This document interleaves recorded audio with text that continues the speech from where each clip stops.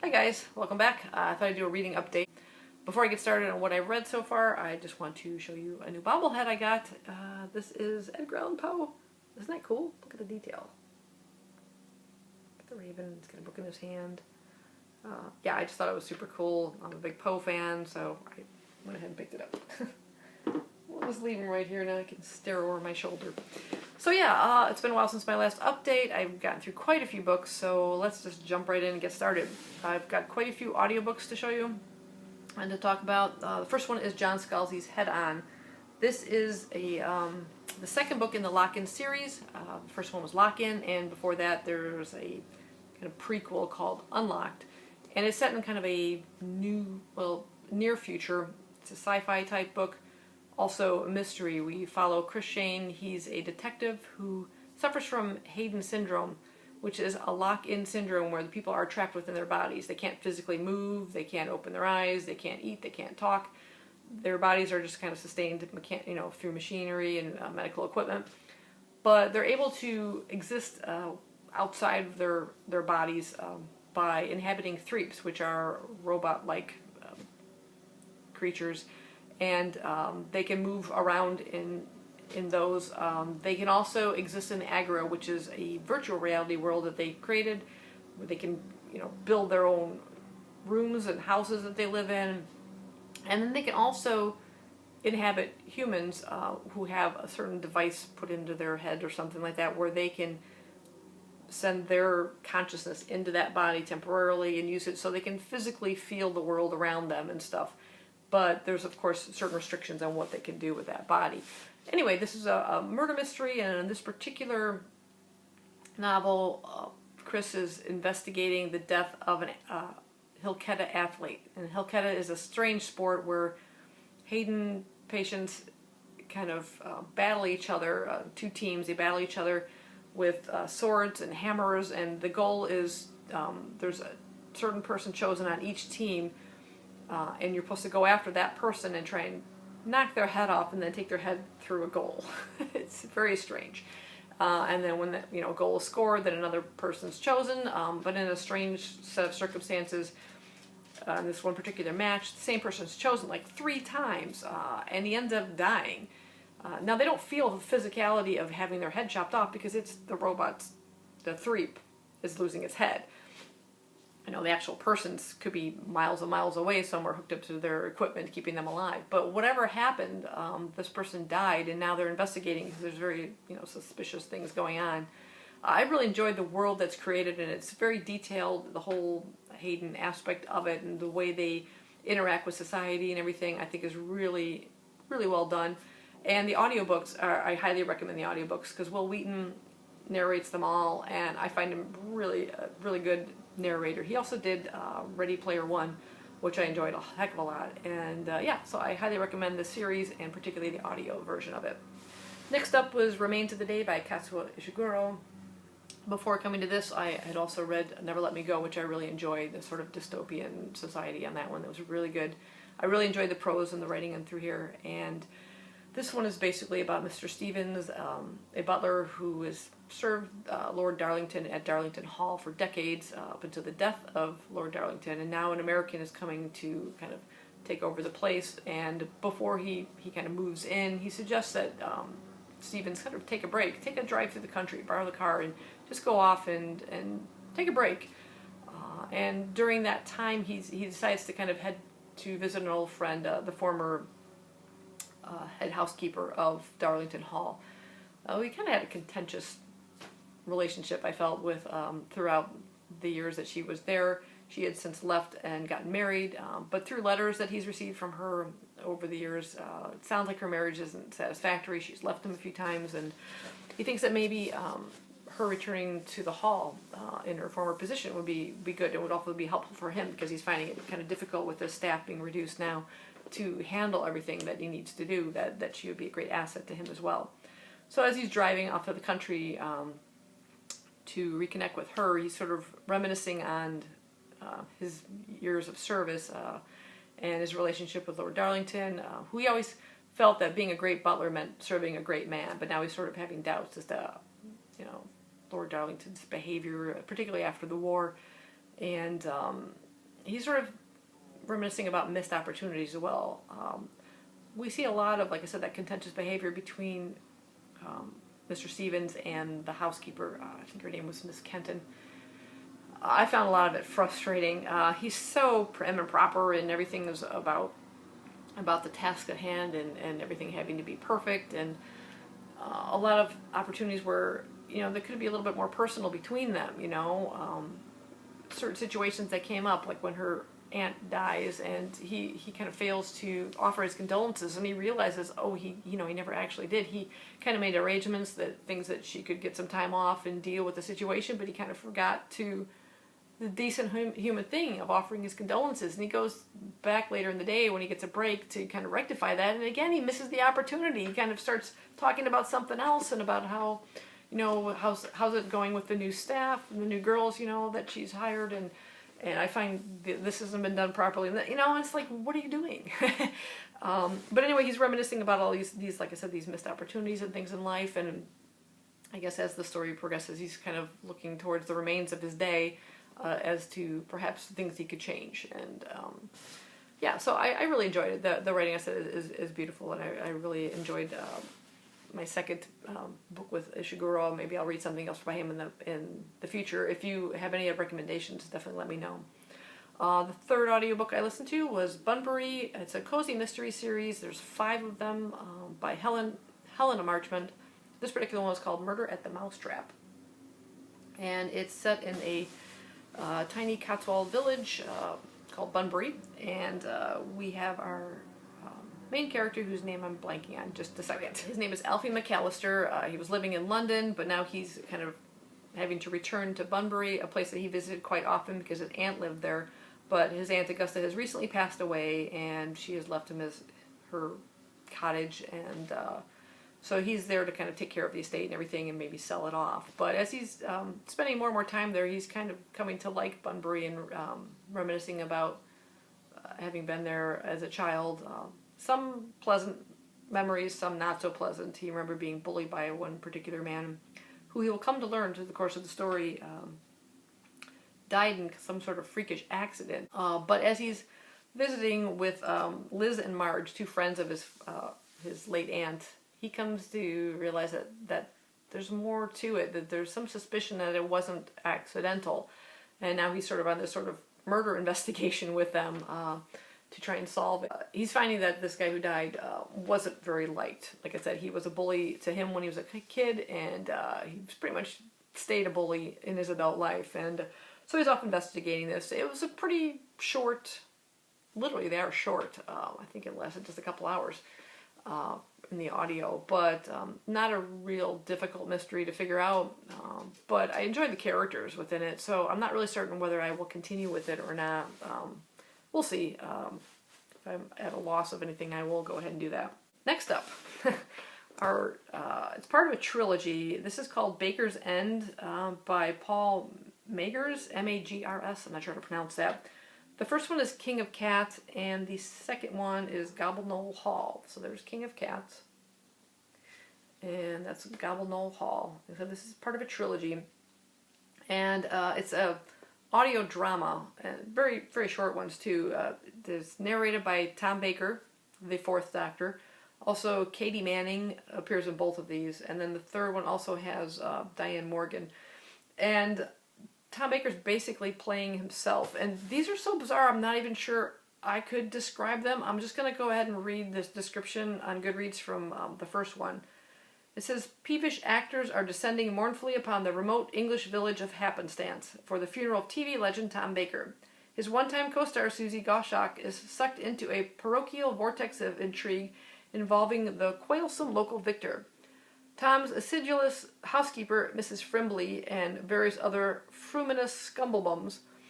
None of them can agree upon how Tom met his disastrous end, and Susie is starting to suspect that something mirksome and swervish is going on. The snow comes down, and Susie finds herself trapped at Baker's End for Christmas, with all the village's creepy pensioners enslaved by a strange dancing dragon and a sinister presence lurking on the sidelines. Why are old ladies twerking their bottoms outside the post office come mini-mart? Why is the vicar creeping about in the bushes in the dead of night? And why, just when all looks hopeless, does the strange I can't even do it. Scumberluching creature spronging into view. Who exactly is the king of cats in his furry costume and his battered golden crown? Also, there are elderly mumblecrusts who shoot lasers out of their knockers. As bizarre as that description is, it's pretty much accurate. They're entertaining, they're funny, they're hilarious. The weird dialogue that comes up and comes out of Tom Baker's mouth, only he could, I think, do this. Yeah, he's playing himself, but a very exaggerated version of himself. By the time you're finished, you're not quite sure what you listen to, is the best way I can describe it, but you had fun while you were listening to it. The second one, I'll go ahead and give you just some synopsis of it.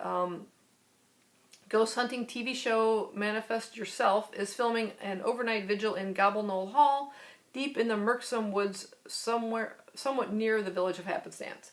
When Mrs. Frimby gets wind of these swervish developments, she is terribly excited. She's a huge fan of the show, but the spirits of Gobble Hall are not to be messed about with, and the King of Cats knows all too well. Soon he's leading his bewildered friend Susie on a mission to prevent the spooky investigation from going completely tits up. Why is the crepuscular mansion haunted by a jangling of ancient glam rock anthems? What is the secret of the phantom boozer in the basement, and what the fudge-knocking blazes is Mrs. Frimley playing at? Also, there are scenes of a shocking nature in which a possessed Susie Goshawk tells us exactly what she did on Christmas Day in 1975. You tell me. I listened to them. Like I said, I had fun listening to them, but by the time I was finished, I'm like, what the heck did I listen to?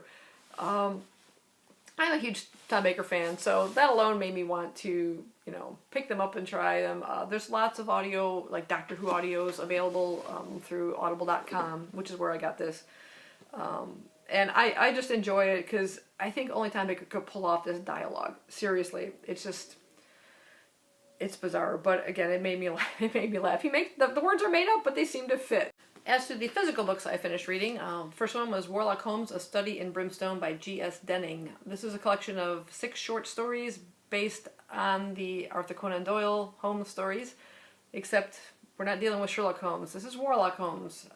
These books are humorous, paranormal, lots of action, but the humor is first and foremost what I really enjoyed about these stories. I'm going to read you the back. It's kind of the best synopsis of it.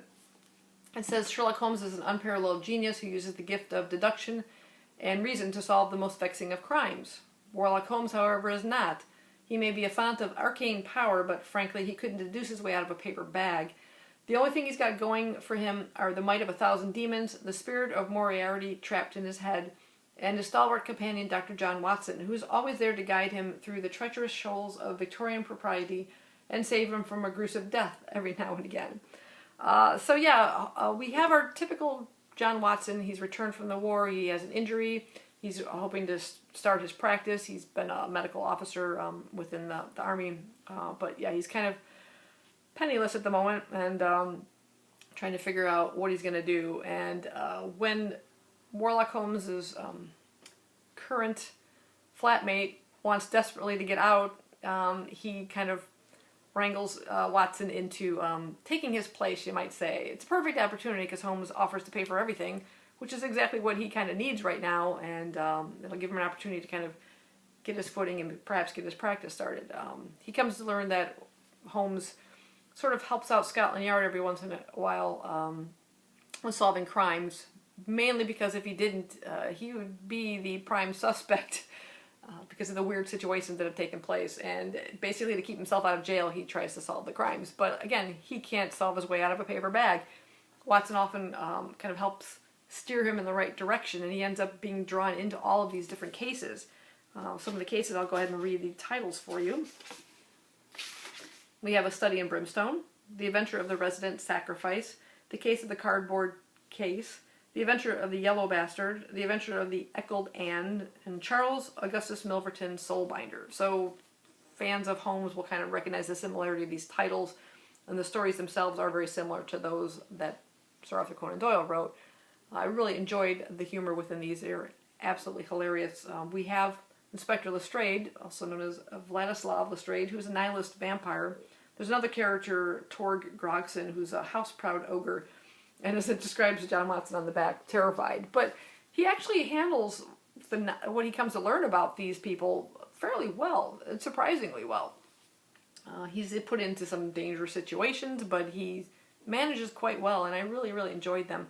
The last story in this first book of, I think, a trilogy, I have the second book waiting for me, and I can't wait to delve into it, because this last story in here left you with quite a cliffhanger, and I can't wait to see what happens from there. So I highly recommend these. The next one I read was The Visitant by Megan Chance. This is described as a Venetian ghost story. I gave it like 3 stars.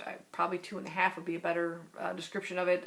It's not so much Venetian and not so much ghostly for me. It wasn't enough of either. Maybe I went in with expectations of wanting just something really chillingly creepy, but it didn't provide on that. We have our main character, Elena Spiro. She worked for her father, who was a superintendent at an asylum, who was hoping to kind of open up his own facility at some point.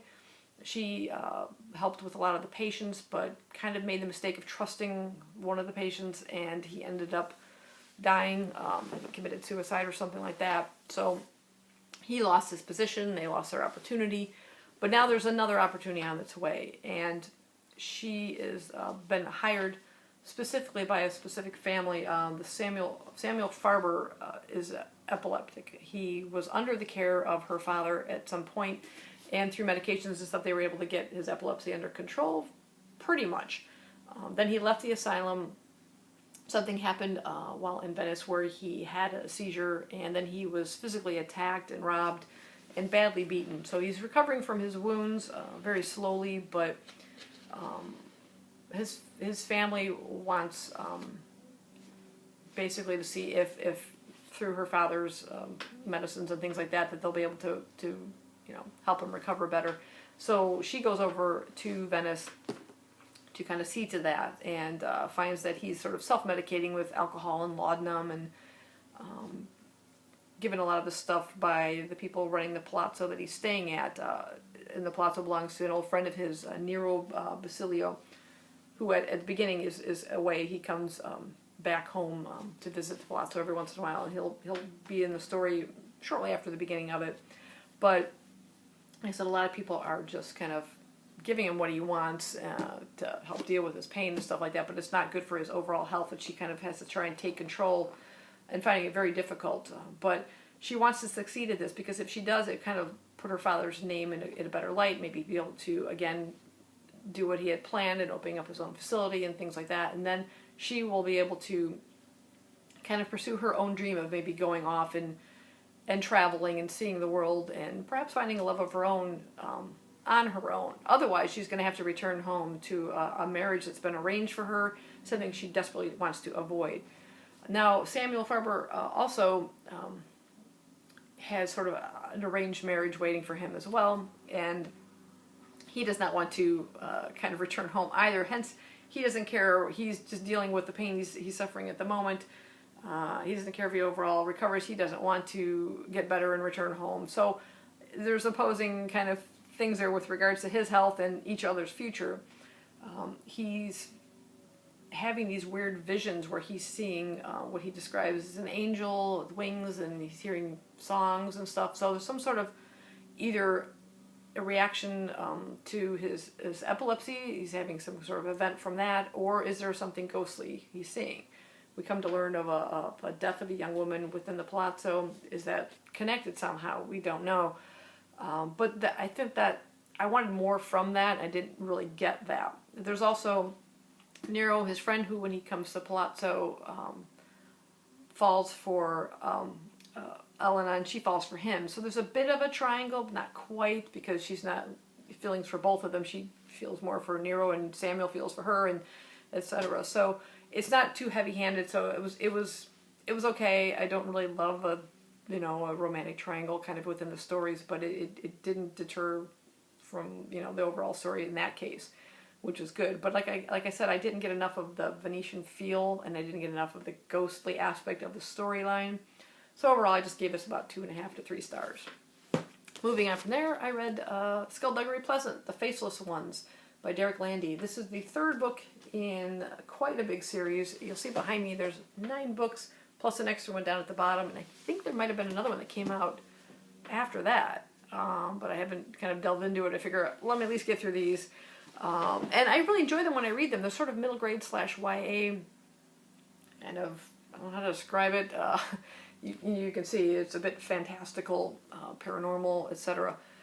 We have Skullduggery Pleasant, who is a detective, a magician, a warrior, and oh yes, as it describes, dead.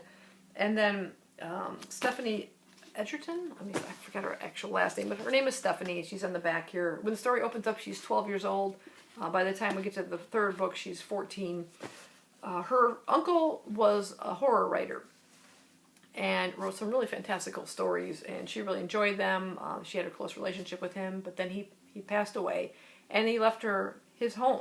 He left a 12-year-old his house and all the belongings within, and through exploring, she finds some interesting writings and things in a secret room and all this stuff. And while she's there and her mother's kind of gone off to deal with something, she's just like there for the evening, someone tries to break in, and this mysterious creature kind of comes to her rescue, and she comes to learn that a lot of the stories her uncle wrote weren't so fantastical after all, that there's this whole magical world she didn't know about, and she has some abilities herself, and she's sort of drawn into this world now and developing her powers as the stories progress. And the faceless ones are sort of these evil beings sort of locked away out of the universe, sort of, but they're trying to find their way back in, and it's just a really, really great story. I really enjoyed the action. There's lots of humor in it, lots of really great wit and dialogue between particularly Skullduggery and Stephanie, who comes to take the name Valkyrie, because names are very important in this world. They all have made-up names. Even Skullduggery Pleasant isn't his real name. We come to find out a lot about his character and how he got this way as the stories are going. There's still some secret that was slightly mentioned within here that wasn't revealed yet, so further down the road I'm sure I'll learn more, but really entertaining books to read. What I'm currently reading is Granados' Greatest Detective by Keith Frankel. This is a guide to the classic Sherlock Holmes television series with Jeremy Brett and David Burke and Edward Hardwicke as the two Watsons. They changed, he left the show I think after the first season or so, and then he took over. And it's basically every episode that they put on, and then it's broken down into various bits. Like you'll have the name of the show, when it aired, who the director was. The Game is Afoot is sort of like a 1 or 2 sentence description of the story. Then you have the irregulars, which are the characters within it. And an old maxim of mine here, this is sort of like a quote, a famous quote from it. So this particular one, which is, this was a scandal in Bohemia, so the old maxim is, to Sherlock Holmes, she is always the woman. Very famous quote from that. Data is kind of a background information about the show and filming of it. Conductors of Light, which is a weird kind of heading for it, as a lot of interviews with the various actors and directors within it. So I really liked hearing from particularly the main 3 here about different episodes and stuff that took place. It's just really entertaining, and I'm just sort of delving in and out of it, so I've only read like a couple episodes so far, so highly enjoyable if you're a Sherlock Holmes fan. And then I'm reading the 5th book in the Palliser novels. This is The Prime Minister by Anthony Trollope. These are the entire series right here. There's one more after that. This is as part of a read-along at Steve Donahue's channel. Each week we are reading 20 chapters, so I thought we were starting this week, which would have been, the 2nd through the 9th, but he apparently started at the end of May. Thanks, Steve! I thought I had to jump on it. I actually started reading it a bit early, and instead, did the wrap-up yesterday. So I am only on page 106. I need to be on page 190. But anyway, I really enjoy the series. On an interesting side note, just yesterday at work, I had a young woman come up to make a purchase, and she was purchasing the Eustace Diamonds, which is the 3rd book in this series, and then also another Trollope novel, The Way We Live Now. And we had a little discussion about his writing and stuff, and she said she was having a hard time finding his books, even on Amazon, so it was great that we had a couple there, and I really enjoyed talking to her about it, so that was kind of fun. And then the other book I'm reading is part of Pride Month. I thought I'd pick up something, and I happened to see this on Graham Quigley's channel. I'll put a link to his channel down below. He had chosen this one called Upside Down by N.R. Walker. Okay, and I hadn't heard of this one before. I'll just read the synopsis for you. Jordan O'Neill isn't a fan of labels, considering he has a few. Gay, geek, librarian, socially awkward, a nervous rambler, an introvert, an outsider. The last thing he needs is one more. But when he realizes adding the label asexual might explain a lot, it turns his world upside down. Hennessy Lang moved to Surrey Hills after splitting with his boyfriend. His being asexual has seen the end of a lot of his romances, but he's determined to stay true to himself. Leaving the North Shore support group behind, he starts his own in Surrey Hills, where he meets his first-time attendee, Jordan. A little bewildered and scared, but completely adorable, Hennessy is struck by this guy who is trying to find where he belongs. Maybe Hennessy can convince Jordan that his world hasn't been turned upside down at all, but maybe it's now, for the first time in his life, the right way up.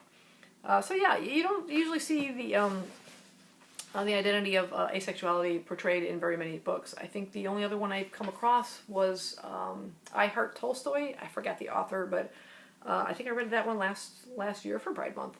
And it wasn't overly touched on, but I think this one might be focused more on it. I've just started a couple chapters in, and I am quite enjoying it. I myself identify as asexual, and if you're not familiar with that term, it means someone who doesn't experience sexual attraction.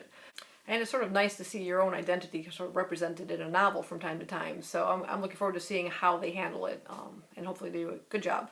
So yeah, that's what I'll be reading for Pride Month, and also for the read-along with Steve. And yeah, let me know down below what you guys are reading, and if you're participating in Pride Month, if you have any recommendations, let me know down below. And I'll see you guys next time. Bye-bye.